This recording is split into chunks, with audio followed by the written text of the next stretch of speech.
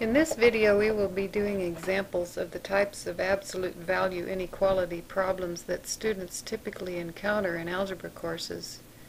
The student is asked to either draw the graph of the inequality or to write the solution set in set builder notation or interval notation. It is helpful if we think of the absolute value inequalities as being the set of numbers that are a certain distance from a point on the number line. In our examples, that point will be the origin or 0. So for our first example, we have the absolute value of x is less than 3. I like to draw the graph first because it makes it easier to see how to write it in the set or interval notation. For the graph, we want to shade all the portion of the number line that is within 3 units of the origin. So going out 3 units to 3 on the right, all of this is within 3 units of the origin. We can also go to the left 3 units. That takes us down to -3.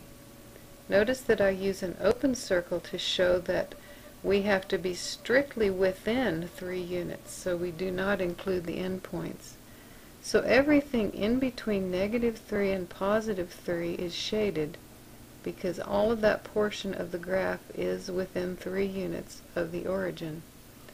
To write this in set notation, we would say that our solution set is all the values of x such that, that's what the vertical line means, x is between -3 and 3. This is how we write it in set notation. -3 is less than x, which is less than 3. To write it in interval notation, we're going to use parentheses and show that x is between -3 and 3. The parentheses again means that we have open circles on our endpoints. On our next example is almost the same, except that we have the absolute value of x is less than or equal to 3. So in this case we would actually use a closed circle on the -3 and the +3. Everything in between would be shaded. To indicate a closed circle, we would use a square bracket. And in our set notation, we would say that our solution set is all values of x such that -3 is less than or equal to x, which is less than or equal to 3. In interval notation, we would say that x is between -3 and +3, but this time we would use the brackets to show us that we include those endpoints. On our next 2 examples, we will talk about values that are more than 3 units away from the origin. So we would open our circle again at 3, but this time we would shade the opposite direction. And again at -3 and shade outwards.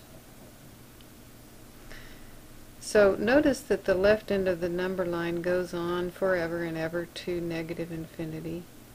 The right end goes on forever to the right to +infinity. For our solution set, we would say all values of x such that x is less than -3 or x is greater than +3. To write that in interval notation, we would say that x goes from -infinity to -3 union +3 to infinity.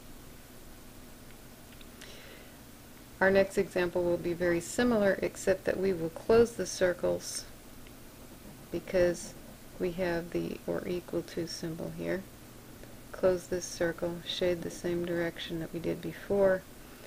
This time we have the values of x such that x is less than or equal to -3 or x is greater than or equal to +3.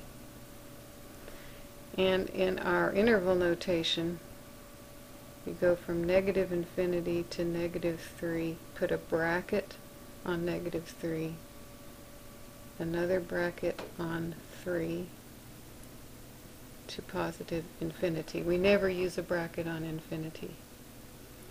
Now, in MATLAB you may see, instead of open circles, you may see parentheses. Oops, that parentheses needs to go that way. Or you may see brackets actually on the number line. Means the same thing. Those are the four basic types that you will see.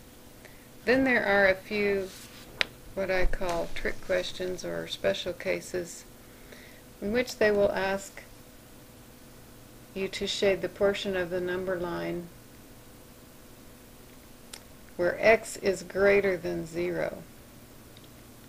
Well, remember that the absolute value of x is greater than 0. Remember that the absolute value always gives you a positive number.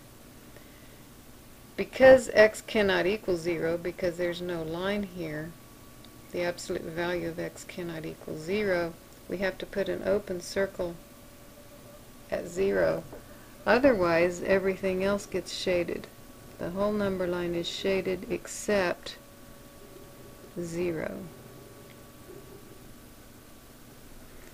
So, in set notation, we would say all values of x such that